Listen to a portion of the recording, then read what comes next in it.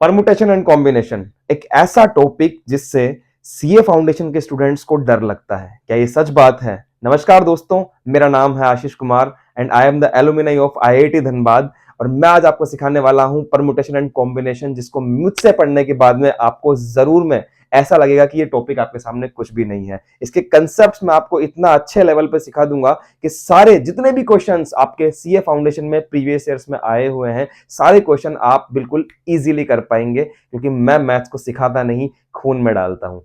चलिए फिर स्टार्ट करते हैं परमुटेशन एंड कॉम्बिनेशन। ये लेक्चर सीरीज डायरेक्टली डेडिकेटेड है सीए फाउंडेशन के स्टूडेंट्स के लिए और आज के इस लेक्चर में मैं आपको सिखाने वाला हूं fundamental principles of counting and upcoming जैसे जैसे लेक्चर्स आएंगे उसमें मैं आपको सिखाऊंगा परम्यूटेशन एंड बेस्ड क्वेश्चंस, जो भी प्रॉब्लम्स होंगी, then combination and based problems, और जितने भी प्रीवियस ईयर के अंदर परम्यूटेशन एंड कॉम्बिनेशन से रिलेटेड क्वेश्चंस पूछे गए हैं, सारे टाइप्स के पीवाईक्यूज हम लोग अपकमिंग लेक्चर्स में करने वाले हैं। चलिए स्टार्ट करते हैं हमारा आज का first topic, fundamental of principle of counting.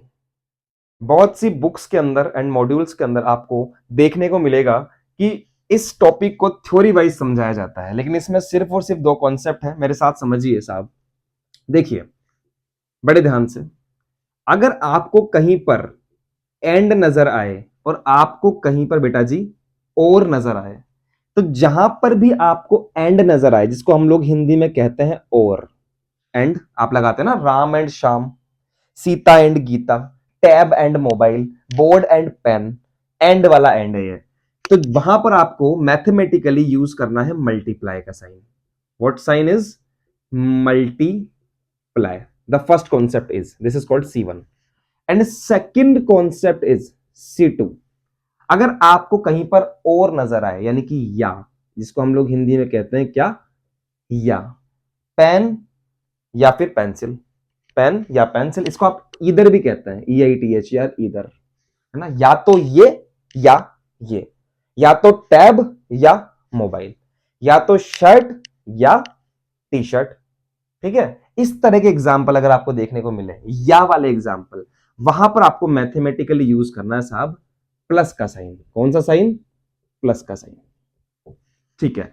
ये कॉन्सेप्ट है सिंपल सा।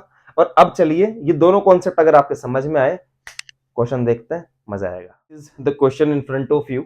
बड़ा सिंपल सा क्वेश्चन है और इसको समझाने के लिए मैंने आपके लिए कुछ डायग्राम्स भी ड्रॉ कर दिए हैं। ये हर बार आपको डायग्राम ड्रॉ नहीं करने, बस ये है कि मैंने कंसेप्ट समझाने के लिए आपके सामने डायग्राम ड्रॉ करे हैं ताकि आप बहुत अच्छे से चीजों को समझ पाए, ठीक है। मेरे साथ देखिए, क्वेश्चन कह रहा है कि Ram has to go in a function. Ram को एक फंक्शन में जाना है।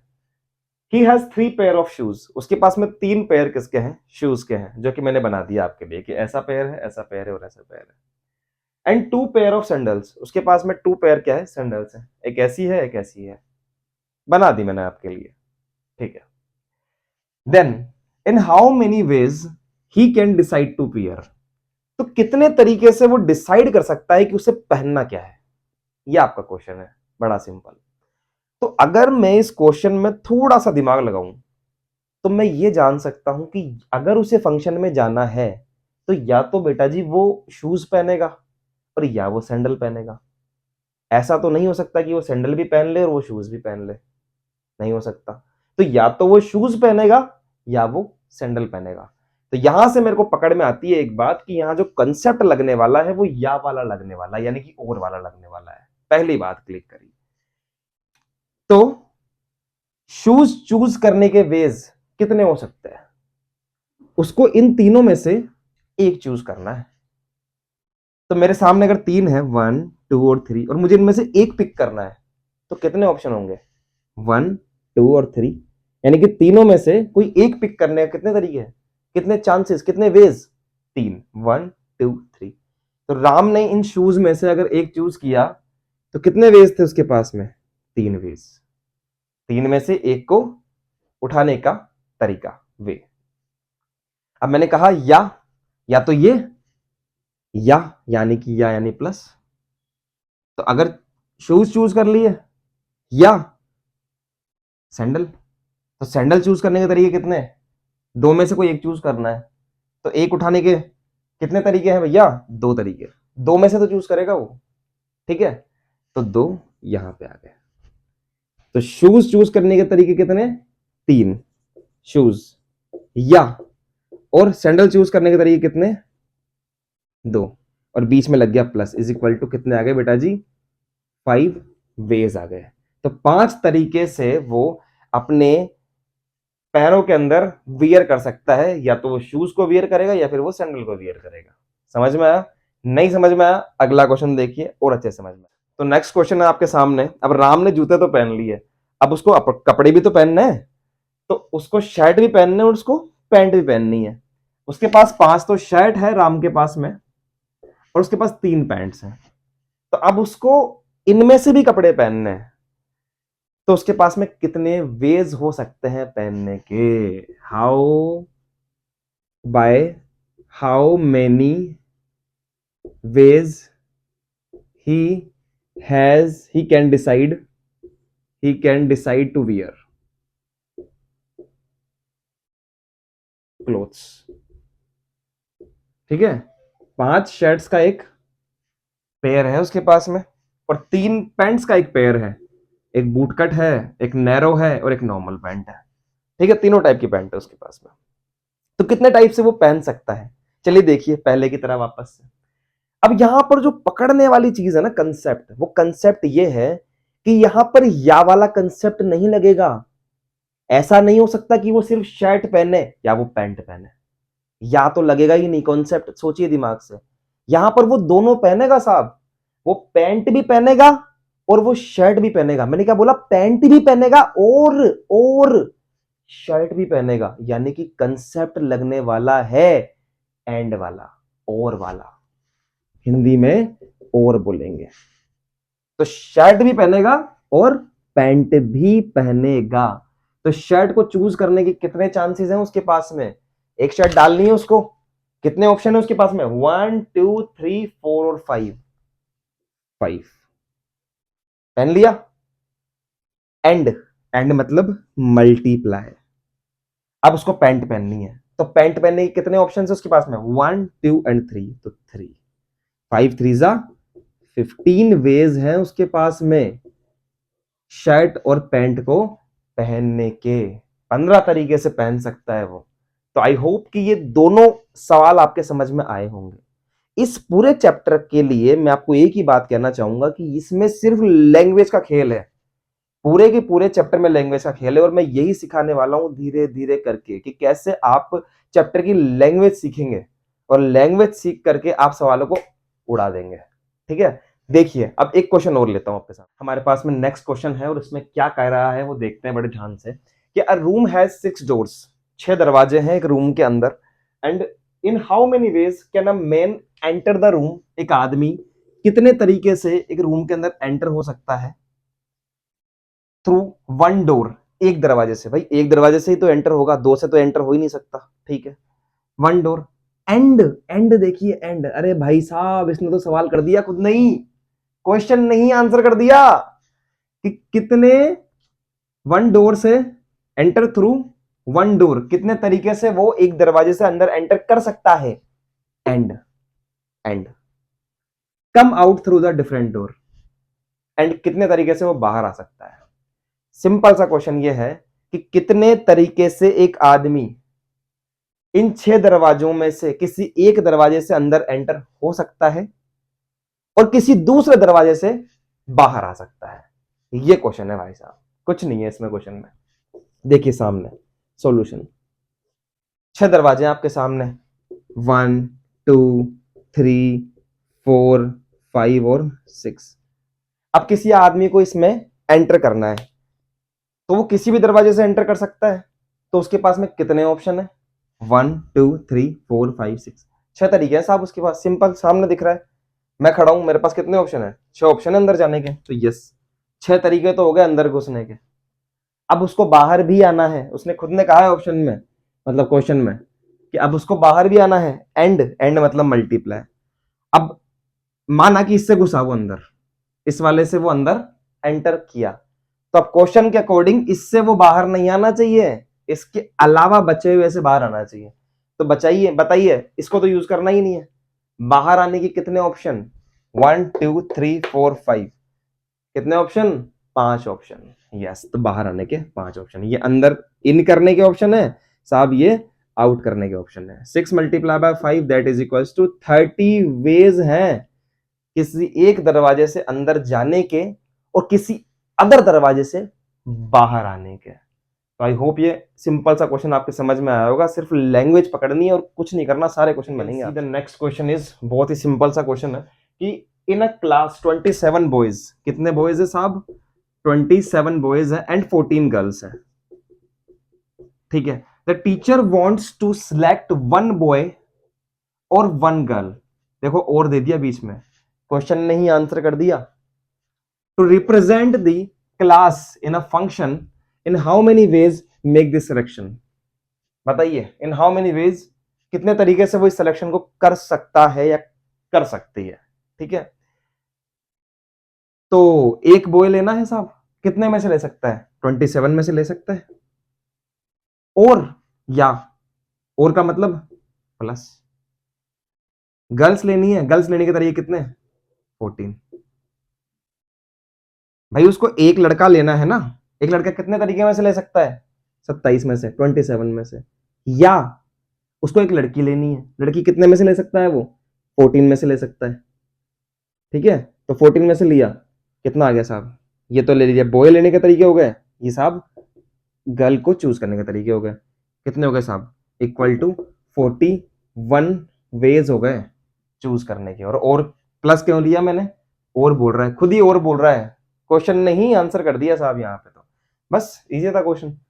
आई होप कि आपको तीनों सवालों के कॉन्सेप्ट समझ में आए होंगे। और इसी तरह से आपके लिए एक फोर्थ क्वेश्चन है, और आई होप कि आप वीडियो को पॉज करके उस क्वेश्चन को खुद से अटेम्प्ट करें। इस क्वेश्चन को देखिए मेरे साथ में कि कैसे इस क्वेश्चन में क्या कहा गया है कि given 4 different flags, 4 different type के फ्लैग्स आपको दिए गए हैं। तो मैंने बना दिया अपने मन से 4 डिफरेंट टाइप के फ्लैग्स, 1 2 3 एंड 4। ठीक है, कि given 4 different flags, how many different signals can be generated, कितने टाइप के डिफरेंट डिफरेंट सिग्नल्स बनाए जा सकते हैं if a signal requires the use of 2 flags. जो सिग्नल है वो 2 फ्लैग्स का यूज करता है। कितने फ्लैग्स का यूज करता है? 2 फ्लैग्स का यूज करता है, वन बिलो अदर। यानी कि आपको सिग्नल कुछ इस टाइप से बनाना है कि एक ऐसा डब्बा, ऐसा सिग्नल है कि ऊपर की तरफ एक फ्लैग रखना है एंड उसके नीचे दूसरा फ्लैग रखना है, according to the question. I hope आपके समझ में आ रहा है।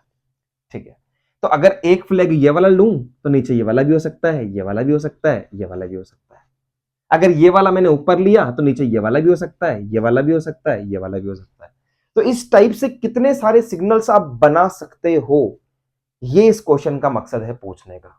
अच्छा है, कंसेप्चुअल क्वेश्चन है, पॉज करके करें और कर लिया हो तो सामने देखें। भैया मैंने आपसे ऐसा बोला कि सिग्नल ऐसा बनाना है कि वन बिलो अनदर। ठीक है, एक के नीचे दूसरा वाला। आप मुझे बताइए इस फर्स्ट वाले की जगह पर कितने फ्लैग आ सकते हैं? मतलब इसको भरने के कितने ऑप्शन है मेरे पास में? 1 2 3 4। अब ये भी सिखाया था, एक जगह है और उसको भरने की कितने हो सकते हैं? 1 2 3 4। कितने इसके पास कितने ऑप्शन है? अपने आप को भरने के कितने ऑप्शन है? 1 2 3 4, 4 ऑप्शन है। यानी कि इसको भरने के 4 ऑप्शन। अब सिग्नल कंप्लीट कब होगा? जब आप इस नीचे वाले को ही भरोगे। तो यानी कि एंड एंड एंड, और नहीं, एंड यानी कि इसको भी भरना पड़ेगा। इसको तो भरा, इसको भी भरना पड़ेगा। तो 4 फ्लैग तो फर्स्ट वाले को भरने के, एंड मतलब मल्टीप्लाई। अब इन चारों में से कोई एक तो भर दिया गया है, सपोज मैंने ये भर दिया, मान लेते हैं इसको भर लिया मैंने। तो अब दूसरे वाले को भरने के कितने ऑप्शन रह गए आपके पास में? 1 2 एंड 3। तो इसको भरने के ऑप्शन कितने? 3। तो कितने हो गए total ways? 4 multiply by 3 that is equals to 12 ways हो गए सिग्नल्स बनाने के। Yes everyone, the next concept is factorial. कि फैक्टोरियल क्या होगा, और फैक्टोरियल इस चैप्टर के अंदर बहुत इंपॉर्टेंट है। समझिए मेरी बात ध्यान से। देखिए फैक्टोरियल को डिनोट करने के भैया 2 तरीके हैं, या तो वो इस तरीके से डिनोट किया जाएगा या फिर वो इस तरह से डिनोट किया जाएगा। कैसे? मैंने बोला फैक्टोरियल 2, तो आप या तो इसको आप ऐसे लिख सकते हैं या फिर इसको आप ऐसे लिख सकते हैं, दोनों का मतलब सेम है। मैंने बोला बेटा जी फैक्टोरियल 3, तो या तो ऐसे लिख सकते हैं या फिर इसको ऐसे लिख सकते हैं। रिप्रेजेंटेशन समझ में आया? ठीक है, अब इसको सॉल्व कैसे करना है वो समझिए, सबसे मेन इंपॉर्टेंट पार्ट कि सॉल्व कैसे करना है। मैंने आपको बोला कि फैक्टोरियल 4 कितना होता है बताइए, तो कुछ नहीं करना, उल्टी गिनती गिननी है बस। फैक्टोरियल 4 का मतलब है कि 4 से छोटा, फिर मल्टीप्लाई बाय 3 से छोटा 2 multiply by 1, that is equal to 4 is 12, 12 टू जा 24 एंड 24 मल्टीप्लाई बाय 124। ठीक है, मैंने बोला आपको फैक्टोरियल 5 इज इक्वल टू कितना होगा, तो आप बोलेंगे 5 multiply by 4 multiply by 3 multiply by 2 multiply by 1, that is equal to 120।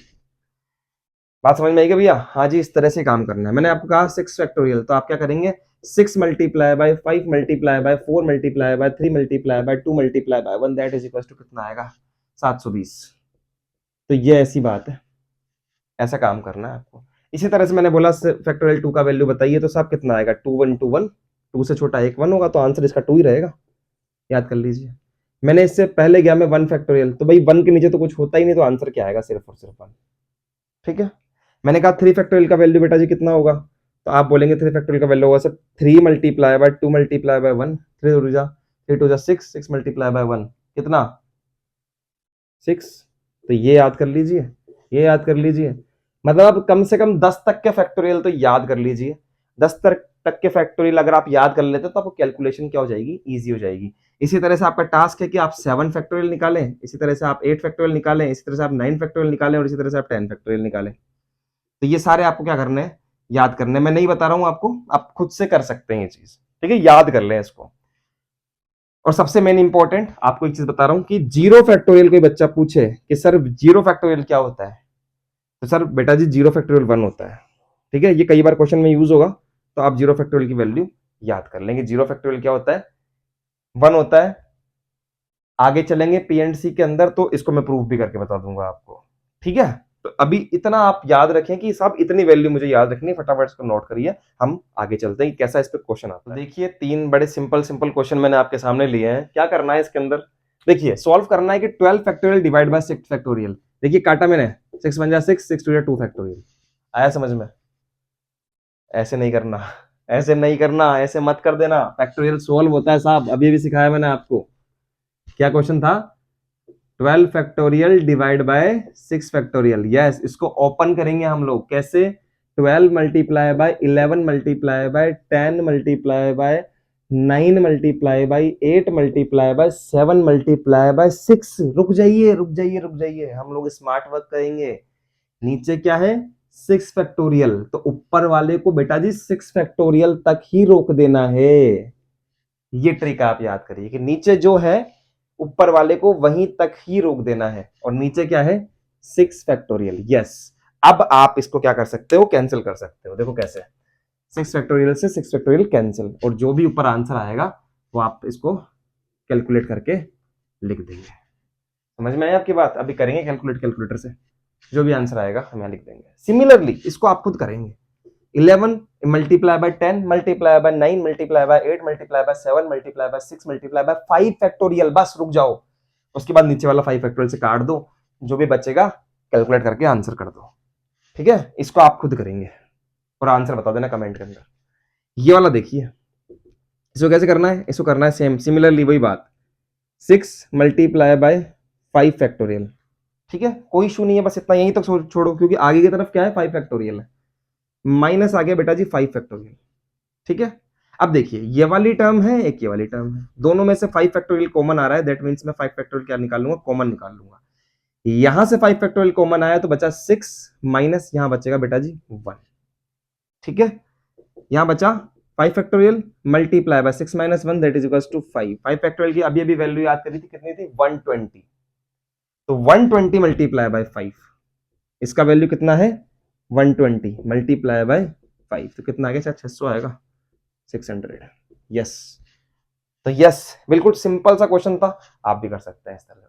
हाँ, ये इसकी कैलकुलेशन रह गई थी, 6 फैक्टोरियल से 6 फैक्टोरियल को जब मैंने कैंसिल किया, तो आफ्टर दिस कैलकुलेटिंग दिस 665,280।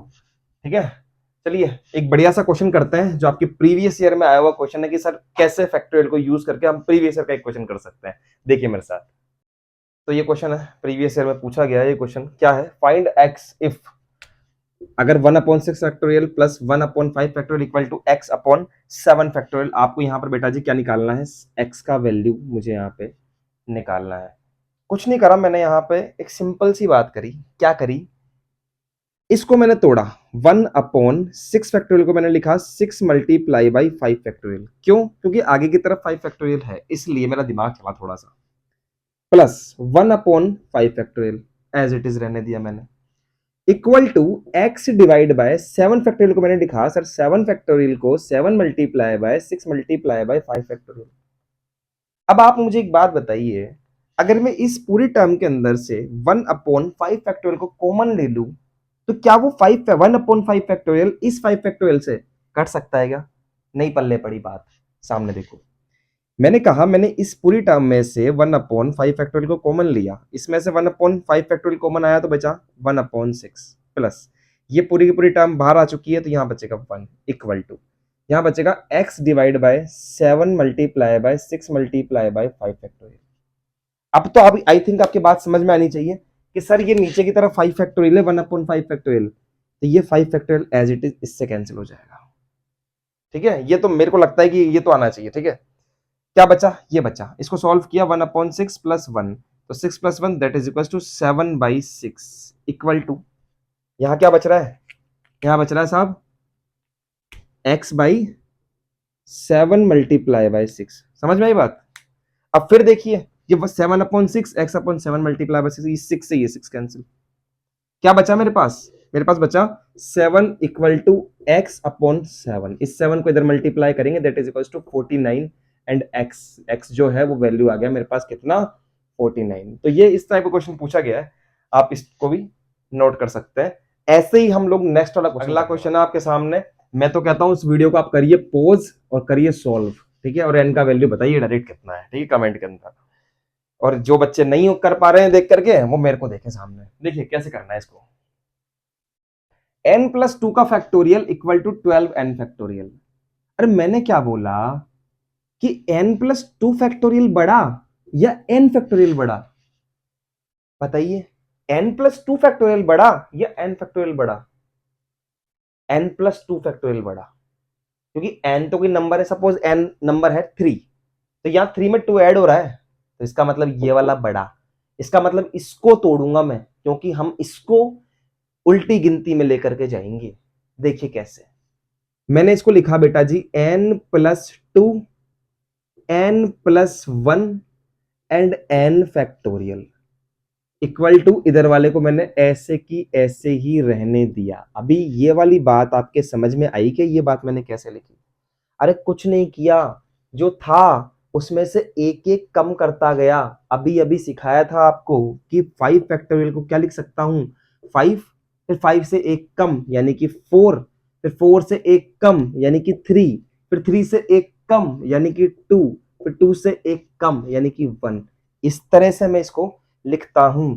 तो देखिएगा, अगर मेरे को ये वाला टर्म दिया हुआ है n+2 का फैक्टोरियल, तो कैसे लिख सकता हूं? पहले ये खुद, फिर इससे एक कम यानी कि n+2 माइनस का 1, फिर इससे एक कम। अच्छा ये क्या है? दो में से एक गया तो n+1, फिर इससे एक कम यानी कि n+1 से एक कम, तो n+1 से भी फिर एक कम, तो कितना हुआ? देखिए 1 से 1 कैंसिल, तो बचेगा n। अब मेरी बात समझ में आई कि ये जो था इसमें से एक कम किया तो ये आया, और फिर इसमें से एक कम किया तो ये आया। तो यही तो मैंने लिखा है यहां पर n+2 n+1 n फैक्टोरियल, ये बचा यहां पे। और अगर इससे भी आगे लेके जाना चाहूं तो कैसे जाएगा ये? इसमें से एक लेस कर दीजिए यानी कि n-1 फैक्टोरियल। ठीक है, तो जस्ट मैं लेस करता जा रहा हूं। ठीक है भैया जी, तो मैं आई थिंक ये समझ में आया होगा आपके। इसको हम लोग यहां से रब कर देते हैं, वीडियो पॉज करके लिख लेना जो भी लिखना है आपको। ठीक है भैया, इतना काम आया समझ में? अभी देखिए ये n फैक्टोरियल, ये भी n फैक्टोरियल, कैंसिल मारो इसको यहां से। क्या बचा? n+2 n+1 is equal to 12। अब बहुत से ऐसे बच्चे होंगे जो इसको इक्वेशन को सॉल्व करने की कोशिश करेंगे, लेकिन सॉल्व नहीं करना, सॉल्व करना ही नहीं है। आप ध्यान से समझिए, कि अगर मैं इस 12 को ऐसे लिख दूं, सपोज इस 12 को मैं ऐसे लिख दूं, क्या लिख दूं यहां पे 4 मल्टीप्लाई बाय 3, तो आप ध्यान से देखिए कि ये भी दो नंबर्स का मल्टीप्लीकेशन, ये पहला नंबर, ये दूसरा नंबर, ये भी दो नंबर्स का मल्टीप्लीकेशन और ये भी दो नंबर का मल्टीप्लीकेशन। अगर मैं इस फर्स्ट वाले को इससे कंपेयर कर दूं और सेकंड वाले को इससे कंपेयर कर दूं तो कोई दिक्कत है क्या? नहीं है।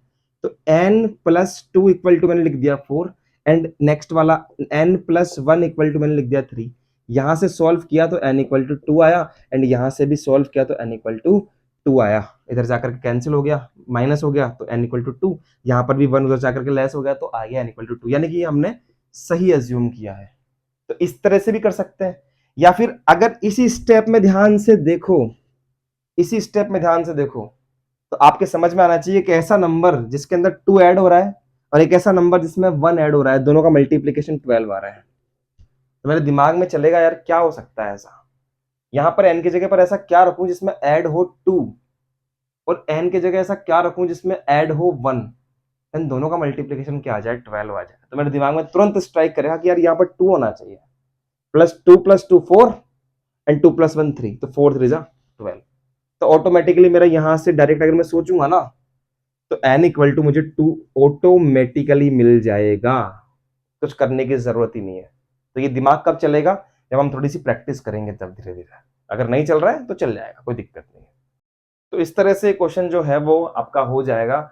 और आज की जो क्लास है इसमें हमने बिल्कुल बेसिक फंडामेंटल्स को समझा कि कैसे एक परमुटेशन और कॉम्बिनेशन को स्टार्ट करने से पहले आपको कुछ बेसिक्स आना जरूरी है। ये